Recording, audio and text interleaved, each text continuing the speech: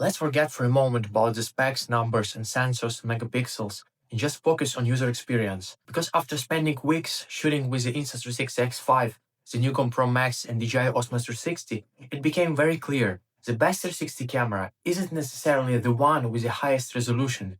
It's the one you're actually enjoying to use every day. What people really want from 360 camera is for it just to work, fast and easy, without having to read manuals and dig through the menus.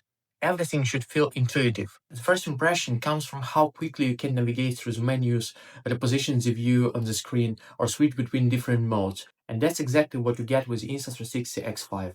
Let's put in this context. GoPro Max 2, the long-awaited sequel to the original Max that came out all the way back in 2019. That's 6 years. 6 years to get it right.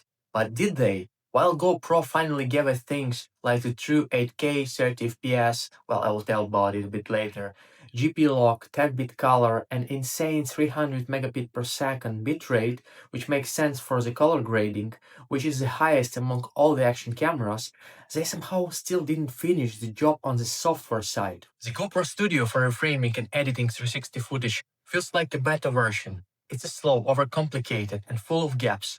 Even basic things like keyframing or exporting properly take far too many steps. And the mobile app, while it looks good, offers almost no flexibility for 360 creators. So yes, on the paper, the Max 2 sounds powerful, but in practice, when you actually sit down to edit your footage, well, you quickly realize that power doesn't mean productivity. Then we have DJI's Osmo 360, which was supposed to blow everyone away. DJI called it their flagship 360 camera, the one that will finally compete the Insta360, but in reality, it feels like an early prototype. The hardware looks premium, sure, but the DJI Mimo app, the DJI Studio software are both full of bugs, crashes, and unfinished tools. Even something as simple as exporting reframe video can break the workflow no matter how high your specs are. If the software doesn't let you use your footage properly, the camera becomes useless. And unfortunately, that's exactly what happened with DJI's attempt. The DJI Osmo 360 feels outdated before it even had the chance to shine. The ecosystem is so polished that it almost feels magical. You can film, reframe, track, and add keyframes, slow down, time shift, color correct, and export everything right on your phone. You don't need a computer, and even if you do use their desktop application, Insta360 Studio is really fast and intuitive. No bugs, no weird crashes, no overcomplicated menus, just a smooth, reliable workflow. It's honestly one of the most polished ecosystem in the camera industry today. And what's really cool, Insta360 didn't just chase numbers. They focused on how it feels to use the camera. They added exactly the features users needed, like the new PureVideo in low light mode, which is completely changes the night shooting. Both cameras have replaceable lenses. However, on the Insta360 X5, the replaceable lens is actually part of the optical system itself. You can't film without it. Everything will be blurred. On GoPro Max 2, it works more like a protective cover placed over the real lens, so you can shoot even without it attached. Also, the replacement lens kit for the Insta360 X5 costs almost twice cheaper than the one for the GoPro, but you can easily swap the GoPro lenses even in the field. But for X5, it is better to stay in the room. The X5 also comes with one single protective cap that covers both lenses, quick, simple, and easy to store. The GoPro Max includes two separate caps, which are easy to lose in the field, and Insta360 also has a protective carrying case in the box, while the GoPro is another paid accessory. In the low light, the Insta360 X5 is a beast. It uses its dual 1/1.28 inch sensor, which are nearly twice the size of the GoPro's 1/2.3 inch sensor, and processes the image through the PureVideo to reduce noise, boost detail, and retain colors. You can film at night, in the city, or under the stars, and still get bright, usable footage. Meanwhile, the GoPro Max 2 doesn't have any low light mode. If you try to record after the sunset, the image is simply too dark. It's like GoPro forgets that people film after 5 p.m. Now let's talk about the resolution. Because both cameras boast 8K, but GoPro markets something they call true 8K, meaning every pixel in that 8K frame is active, no black pixels at the edges. The Insta360 X5 8K technically includes a few dead zones around the sphere, so it's slightly less efficient pixel-wise. But here's a twist. Insta360 sensors are actually 11K, and they supersample the footage down to 8K. Supersampling combines extra pixel data to produce a cleaner, sharper final image. It's clever and it works. Insta360 footage in bright light looks extremely crisp.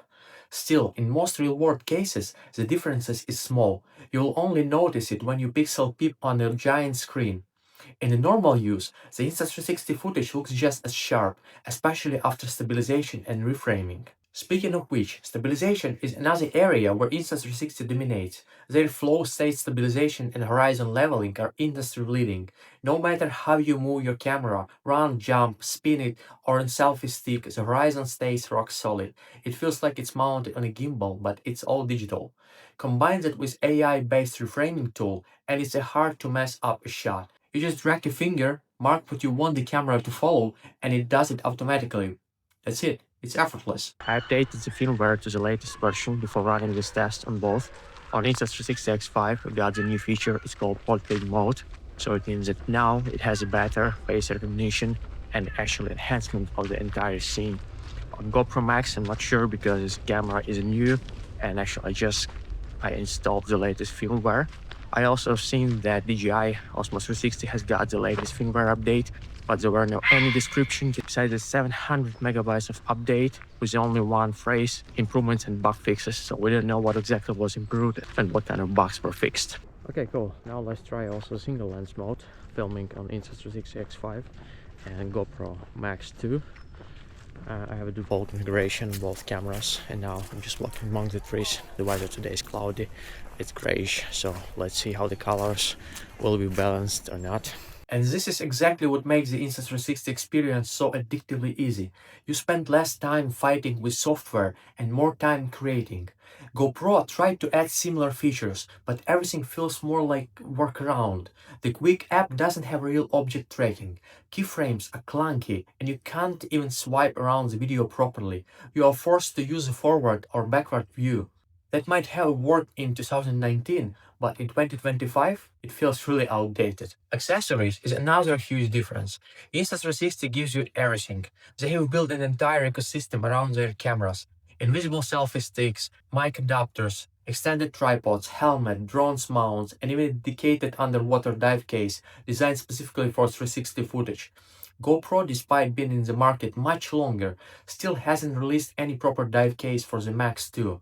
And considering it's a 360 camera, that's a huge miss. If you want to take it underwater, you are basically on your own.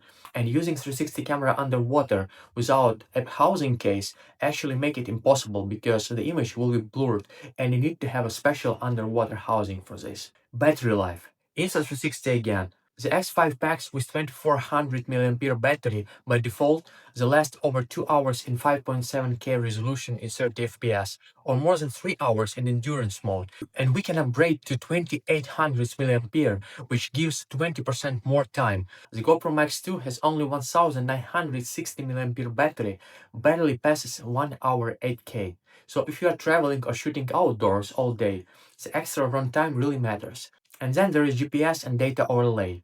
GoPro has a built-in GPS, which is super cool, which is really nice, but the Quick app is limited. You can only overlay a few stats like speed or altitude. Insta360 lets you import GPS data from your Garmin watch, Strava, or even their dedicated GPS remote mic, which records both audio and GPS together. You can customize the overlay any way you like. It's small things like this that make a big difference for the creators who care about the storytelling. Also, for Insta360 X5, you can apply the ND filters, and actually this is the only 360 camera on the market that allows to do it.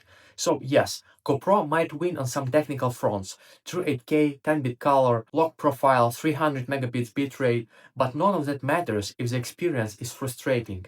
Because when you are editing on a deadline or traveling with a limited time, you don't care about the specs anymore. You care that your camera just works. And that's exactly why the Insta360 X5 is so good. It's not about being the most powerful, it's about being the most enjoyable and reliable to use from the moment you press record to the moment you upload your final video. Meanwhile, GoPro still feels like a company that builds hardware first and hopes the software catches up later. And DJI, while their Osmo 360 proves that even a big brand can completely miss what creators actually need. It doesn't matter if your specs look impressive. If users can't finish their workflow, your camera is just a paperweight. In 2025, Insta360's ecosystem stands alone. From hardware design to AI-powered applications to desktop editing, everything connects perfectly. It's not flashy, it's polished. The mobile and desktop applications are so stable that you almost forget how complicated 360 video editing used to be. And this is exactly what makes the X5 special. It's a 360 camera that feels invisible, not because it disappears in the shot, but because it disappears from your workflow. It gets out of the way and lets you create simple, powerful, and fun. That's experience every camera should aim for.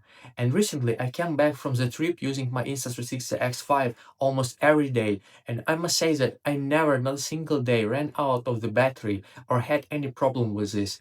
Every day I was able to upload my videos that I took during the day to my laptop, process it, and use it. I really hope that you enjoyed this episode, and if you did, just hit the like button and subscribe, and we will have more comparison coming in the next few days. See you in the next one. Cheers. Bye.